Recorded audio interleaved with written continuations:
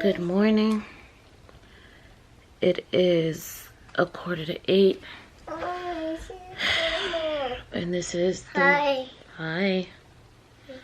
I like to be at the house by 7:30, but as of late, I can't get out of bed. I don't know what it is. I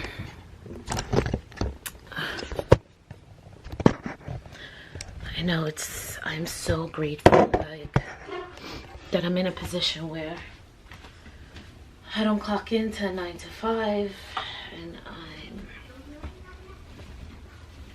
an entrepreneur now, but I think at times it gets very overwhelming when I have the kids 90% of the time,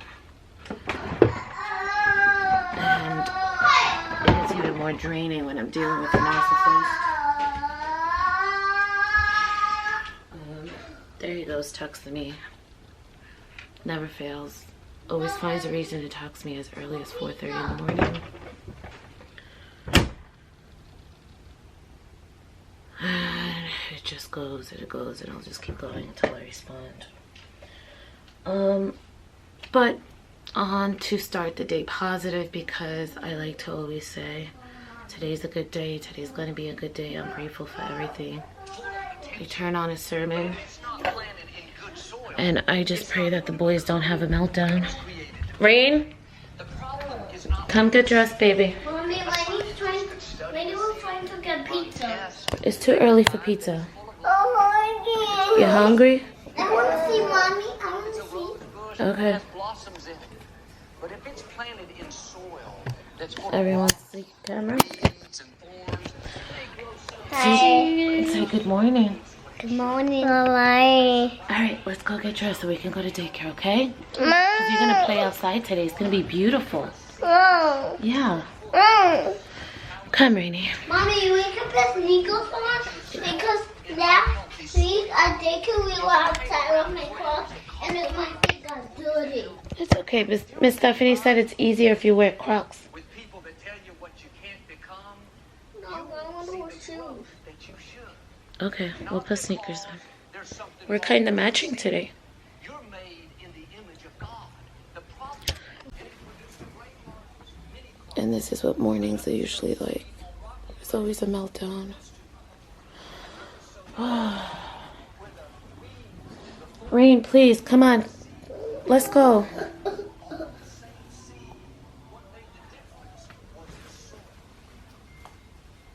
things like friends, they keep causing you to compromise. The weeds are those coworkers that sit around and gossip all day. The rocks are those family members that tell you how you can't break that. If you hang around negative people,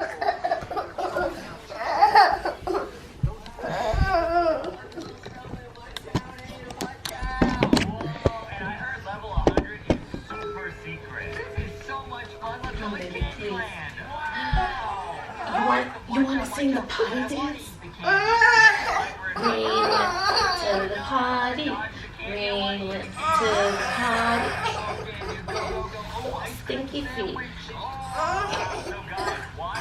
Please, can we have a good morning? We're going to go to daycare. You're going to see your friends. It's gonna freeze you. Now some Oh. rubber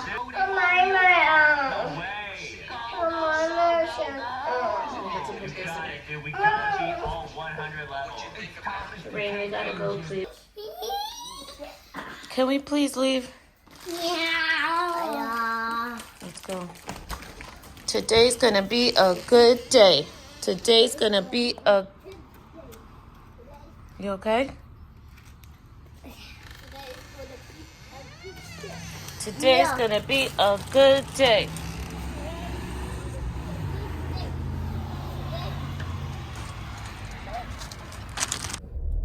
Alright, so I dropped the kids off. I answered for the narcissist because he won't stop. He'll just keep going and going and going. We are currently in court for custody battle at this point. I filed for full custody and supervised visits because he just keeps having different women around my kids.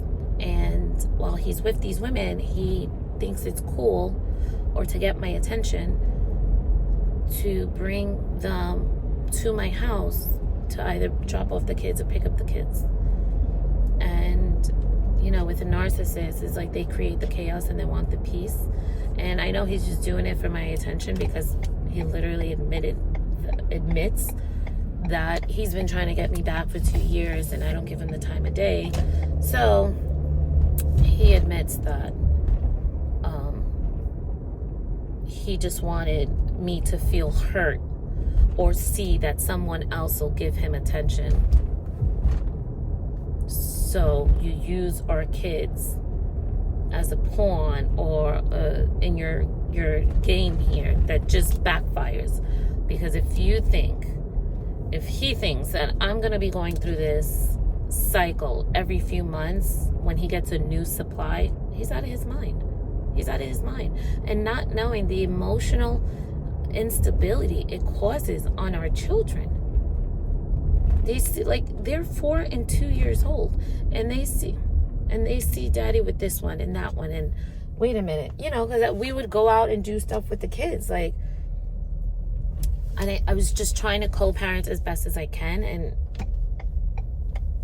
I don't know how long that would have lasted, but I just know, like, the kids were happy, and maybe it could have been like a Will and Jada situation. And when he brought the chick to my house, I went outside and I spoke to her. I said, listen, my ex-husband has a habit of bringing different women around the kids. I just, woman to woman. She's like, no, I'm a mom too. It's like, oh, okay, cool. So you understand. So just do me a favor and just don't make it a habit. Like, if y'all together 6 months, then I'm that baby mom. Like, I don't want drama. I just want my kids to be happy. And if y'all still together after 6 months, then we could be cool. She's like, no, I get it. What happens? Not only does he take my kids to sleep over her house the following week, mind you, someone he just met less than 60 days. Just like he's using her to try to get back at me, how do I know who her baby daddy is? Or was she's probably doing the same thing, and he may be a psycho rolling up in the house. And you have my kids up in this house that you don't even know from a hole in the wall after less than 60 days. So not only did he have my kids sleeping at her house, he brought her back the following week to drop them off. So I said, oh, I see with the games. He ain't gonna stop. And understand that with a narcissist, any attention, good or negative, is still attention. You're still feeding them. And for me, I don't answer. I give no contact. You want to handle a narcissist? No contact. If you've been hurt by one, if you've been emotionally abused by one, and you want them to take accountability or want them to feel what you feel, they will not. You have to do your own healing on your own. You have to accept and understand that this is a game for them, and that they literally wake up every morning to see how else they can play the game. And as crazy as that sounds, because you're like, who has time for that? A narcissist, they need that to live. It is like a lifeline for them. So now I'm going to court. I just simply ask that for full custody, because full custody is a parent being able to make sound decisions for your children when it comes to medical, school, or life. And the fact that he admitted to using our children and bringing someone to my house to get a reaction out of me just to show me that someone else can. My guy, you've been cheating on me since I was pregnant with our first kid. What do I care? I encourage you to move on in life, because if you move on, that means you leave me the hell alone. And it's so crazy how I can pinpoint exactly when he started messing with her, because that's when he stops calling. But it doesn't stop him from calling. It slows him down from calling. It's just draining. It's just draining. But you know what? To whom much is given, much is required. And when you're just trying to do good in life and succeed in life, that is when the devil works hardest. And this situation doesn't consume me. It is more just time consuming because it's something that I have to stop and do. And, as far as going to court, back and forth, dropping off papers. But you know what? I'm going to do whatever it takes for my kids, because while I may seem like the bad guy now, I just know like the effects it can have on them later on. And just like I told the courts and I told him, by no means am I trying to rip my kids away from their father. However, when the other parent is not making decisions for the benefit of the children, that's when you got to step up. And it's like, you have the kids twice a month. You can't, my guy, you can't just chill twice a month for your kids. That's it. Like, I date, I go out. Nobody gotta know my business. My kids don't gotta know my business. Do you have your life with your kids? Have your life with whoever, however, And then if it's something serious, all I ask is just wait. So I'm asking for 12 months before you bring someone new around the kids. I don't think I'm asking for much. And the fact that he's like, oh, you making it seem when I've only had three women around the kids in 2 years, like it's normal. And this is the second one he's brought to my house. So you bringing these strangers, like, do you not know who I am? You think and then the last chick, he said he broke up with because she was crazy, because she was more obsessed with me than she was with him. That every time I posted a podcast, every time, like, he knew everything and everything. So now you're bringing stalkers to me, to my door?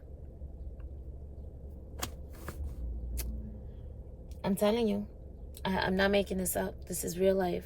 Real life, everything is public record. And I have receipts for every claim that I make. Because guess what? What you don't want to do in life is mess with a mother and her kids.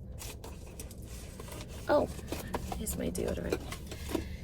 Yeah, that's what I'm going through. But all in all, once I have my coffee,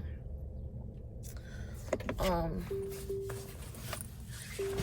ready to get my day started, because moments like your past is always going to try to just suck you back in. And not for nothing, I always just think about where I was 2 years ago when I did leave my ex-husband, and how I did not have an idea what was going to be next for me, or what life was going to look like, or what the next move was going to be. And now to see where I am today is, man, oh man, my God is good. My God is big. And I know that this situation right now that I'm going through, this too shall pass. And everything's going to work out the way that it's supposed to work out. But to know that I can wake up every morning and, I can say I'm a full-time content creator. I'm a full-time realtor. I have my podcast, and I'm not stressed by me having to clock into someone's time. And, the other part of it is I did find a 9 to 5, 2 of them, and they were just triggering for me, because it was like another narcissist just trying to have control of my time, just trying to swing his power around. And with the 2 small babies, it's like I'm always getting a call. This one peed on himself, or this one has a fever, or, rain with his follow-up appointments. It's like, it would have been impossible for me to have a 9 to 5. I need to be accessible for my kids. With the 2 oldest boys, I worked 9 to 5, and it was just like work, kids, work, sports, and that was my life, like a hamster wheel. And I never felt like I was really there with my children. I was just taking care of them. You know what I mean?